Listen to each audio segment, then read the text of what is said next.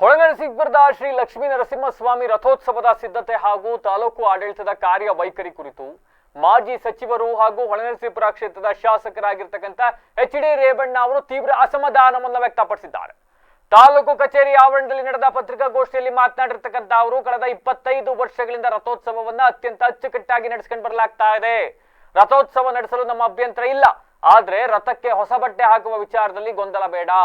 ಗ್ರಹಣದ ಕಾರಣ ನೀಡಿ ಅಧಿಕಾರಿಗಳೇ ಈ ಬಾರಿ ಹೊಸ ಬಟ್ಟೆ ಹಾಕೋದು ಬೇಡ ಅಂತ ತಿಳಿಸಿದ್ರು. ಈಗೇನಾದ್ರೂ ಗೊಂದಲ ಅಥವಾ ಸಮಸ್ಯೆ ಉಂಟಾದ್ರೆ ಅದಕ್ಕೆ ತಾಲೂಕು ಆಡಳಿತವೇ ನೇರ ಹೊಣೆ ಆಗ್ಬೇಕಾಗತ್ತೆ ಅಂತ ಎಚ್ಚರಿಕೆಯನ್ನು ನೀಡಿದ್ದಾರೆ.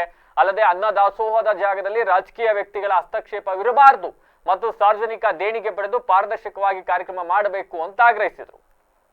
ಎಲ್ಲ ನೆನಪಿರಲಿ, ಈಗ ಕಳೆದ ಒಂದು 2-3 ವರ್ಷದಿಂದ ಇರಬಹುದಷ್ಟೇ, ಇಲ್ಲಿವರೆಗೂ ಕೂಡ ನಮಗೂ ನೆನಪಿರುವಂತೆ ನಮಗೆ ತಿಳಿದಿರುವಂತೆ ಎಚ್.ಡಿ. ರೇವಣ್ಣ ಅವರ ಕುಟುಂಬದವರೇ ಅಲ್ಲಿ ಪ್ರಸಾದ ಊಟ ಇವೆಲ್ಲನೂ ಕೊಡ್ತಾ ಇದ್ರು. ಕಳೆದ ಒಂದು 3-4 ವರ್ಷದಿಂದ ಯಾಕೆ ಅವ್ರ ಕುಟುಂಬದವರೇ ಕೊಡಬೇಕು, ನಾವ್ಯಾಕೆ ಕೊಡಬಾರ್ದು ಅಂತ ಹೇಳಿ ಕಾಂಗ್ರೆಸ್ ಅವರು ಊಟ ಕೊಡ್ತೀವಿ ಅಂತ ನಿಂತರು. ಅದಾದ್ಮೇಲೆ ಒಂದಿಷ್ಟು ಗಲಾಟೆ ಕೂಡ ಆಗಿತ್ತು, ಒಂದು ಬಾರಿ ಯಾವಾಗ್ಲೂ ಬಹಳ ಗಲಾಟೆ, ದೊಡ್ಡ ಮಟ್ಟದ ಗಲಾಟೆ ಎಲ್ಲ ನಡೀತು. ಅದಾದ ನಂತರ ಇದೀಗ ತಾಲೂಕು ಆಡಳಿತದಿಂದ ಕೊಡಕ್ ವ್ಯವಸ್ಥೆಯನ್ನು ಮಾಡಿದ್ದಾರೆ. ಈಗ ಅವರು ಅದನ್ನ ಇಲ್ಲಿ ಯಾವುದೇ ರೀತಿಯಾದಂತ ರಾಜಕೀಯ ವ್ಯಕ್ತಿಗಳ ಹಸ್ತಕ್ಷೇಪ ಇರಬಾರದು ಅಂತ ರೇವಣ್ಣ ಅವ್ರು ಹೇಳಿದ್ದಾರೆ. ಆಯ್ತು, ಇನ್ನು ಮುಂದುವರೆದು ಜಿಲ್ಲಾಧಿಕಾರಿಗಳ ಕಾರ್ಯವೈಖರಿಯನ್ನು ಕೂಡ ಕಟುವಾಗಿ ಟೀಕಿಸಿದ್ದಾರೆ ರೇವಣ್ಣ ಅವರು. ಯಾವ ಜಿಲ್ಲಾಧಿಕಾರಿಗಳು ಬಂದ್ರು ಕೂಡ ರೇವಣ್ಣ ಅವರು ಟೀಕೆ ಮಾಡದೆ ಇವತ್ತವರೆಗೂ ಕೂಡ ಹಾಸನದಲ್ಲಿ ಎಷ್ಟು ಜನ ಜಿಲ್ಲಾಧಿಕಾರಿಗಳು ಬಂದಿದ್ದಾರೋ ಅಷ್ಟೂ ಜನ ಜಿಲ್ಲಾಧಿಕಾರಿಗಳು, ನನ್ನ ಪ್ರಕಾರ ರೋಹಿಣಿ ಸಿಂಧೂರಿ ಅವರು ಒಬ್ರನ್ನ ಹೊರತುಪಡಿಸಿ ಅನ್ಸುತ್ತೆ, ರೋಹಿಣಿ ಅವ್ರ ಸಿಂಧೂರಿ ಅವ್ರ ವಿರುದ್ಧ ಏನು ಆಕ್ರೋಶ ವ್ಯಕ್ತಪಡಿಸಂಗ್ ನೆನಪಿಲ್ಲ. ಅದನ್ನ ಬಿಟ್ಟು ಇನ್ನೆಲ್ಲರ ಮೇಲೂ ರೇವಣ್ಣ ಅವರು ಇದೇ ತರ ಅವ್ರ ಮೇಲೆ ಟೀಕೆ, ಆರೋಪ, ಆಕ್ರೋಶವೆಲ್ಲನೂ ಹೊರ ಹಾಕಿದ್ದಾರೆ. ಅಂತೆಯೇ ಲತಾ ಕುಮಾರಿ ಅವರ ಮೇಲೂ ಕೂಡ ಆಕ್ರೋಶ ಹೊರಹಾಕಿದ್ದಾರೆ. ಯಾಕೆ ಅಂತ ಅಂದ್ರೆ, ಜಿಲ್ಲಾಧಿಕಾರಿಗಳು ಪದೇ ಪದೇ ತಾಲೂಕು ಮಟ್ಟದ ಅಧಿಕಾರಿಗಳನ್ನ ಸಭೆಗೆ ಕರಿತಾ ಇರ್ತಾರೆ. ಹಿಂಗಾಗ್ಬಿಟ್ರೆ ರೈತರುಗಳ ಕೆಲಸ ಕುಂಠಿತ ಆಗುತ್ತೆ, ಕಚೇರಿಯಲ್ಲಿ ಅಧಿಕಾರಿಗಳು ಸಿಗೋದಿಲ್ಲ. ಬೆಳಗ್ಗೆಯಿಂದ ರಾತ್ರಿವರೆಗೂ ಕೂಡ ಅಧಿಕಾರಿಗಳು ಮೀಟಿಂಗ್ ಅಲ್ಲೇ ಇದ್ರೆ ಸಾರ್ವಜನಿಕರ ಅಹವಾಲು ಕೇಳೋದು ಯಾರು ಅಂತ ಪ್ರಶ್ನೆ ಮಾಡಿದ್ದಾರೆ. ಜಿಲ್ಲಾಧಿಕಾರಿಗಳ ಕಚೇರಿಯಲ್ಲಿ ಬಾಕಿ ಇರತಕ್ಕಂಥ ಕಡತಗಳ ವಿಲೇವಾರಿ ಬಗ್ಗೆ ಶ್ವೇತಪತ್ರ ಹೊರಡಿಸಲಿ ಅಂತ ಸವಾಲು ಕೂಡ ಹಾಕಿದ್ದಾರೆ. ಮುಕ್ತಾಯಗೊಳಿಸಕ್ಕೆ ಏನು ಟೈಮ್ ಬಾಂಡ್ ಪ್ರೋಗ್ರಾಮ್ ಹಾಕೊಂಡಿದ್ದೀರಾ?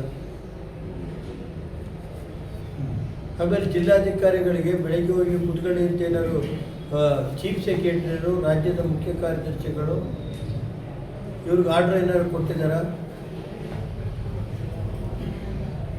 ತಹಸೀಲ್ದಾರ್ ಕೇಳಿದ್ರೆ ಯಾವಾಗಲೂ DC ಆಫೀಸರ್ ಇದ್ದೀವಿ ಅಂತಾರೆ. ಆಮೇಲೆ ಯಾವುದೇ ಇದು ಮಾಡಬೇಕಾದ್ರೆ ಜಿಲ್ಲಾಧಿಕಾರಿಗಳು ಹೇಳಿದ್ರೆ ನಾವೇನು ಮಾಡಲ್ಲ ಅಂತಾರೆ. ನಾವು ಜಿಲ್ಲಾ ಕಮಿಟಿನಲ್ಲಿ ತೀರ್ಮಾನ ಮಾಡಿದ್ರೂ ಅದನ್ನೆಲ್ಲ ಗಾಳಿ ತೂರಿ ಜಿಲ್ಲಾಧಿಕಾರಿಗಳ ಆದೇಶ ಪಾಲಿಸ್ತೀವಿ ಅಂತೇಳಿ ತಹಸೀಲ್ದಾರ್ಗಳು. ಹೊಳೆನರಸೀಪುರ ತಾಲೂಕಲ್ಲಿ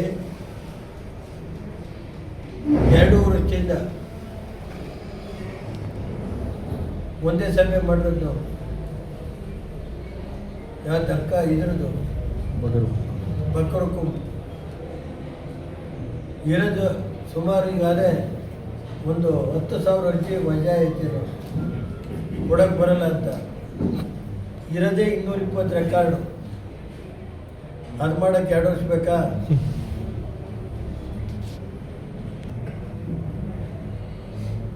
ಆಮೇಲೆ ತಾಲೂಕು ಕಚೇರಿಗೆ ಬಂದರೆ ಅವರು ಒಂದು ಇಒ ಒಂದು ಕಡೆ ತಿರುಗಿಸೋದು, ತಾಲೂಕು ಪಂಚಾಯತ್ ಸಮಿತಿ ಇಒ ಅವರಲ್ಲ, ಅವ್ರ ಹುಡುಗಿ ತಿರುಗಬೇಕು.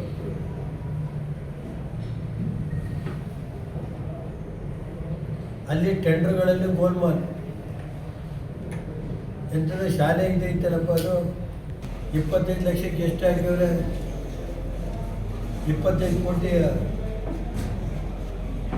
25 ಲಕ್ಷಕ್ಕೆ ಅದೆಷ್ಟೋ ಕೋಟಿ ರೂಪಾಯಿ ಕೆಲಸ ಮಾಡಬೇಕು ಅಂತ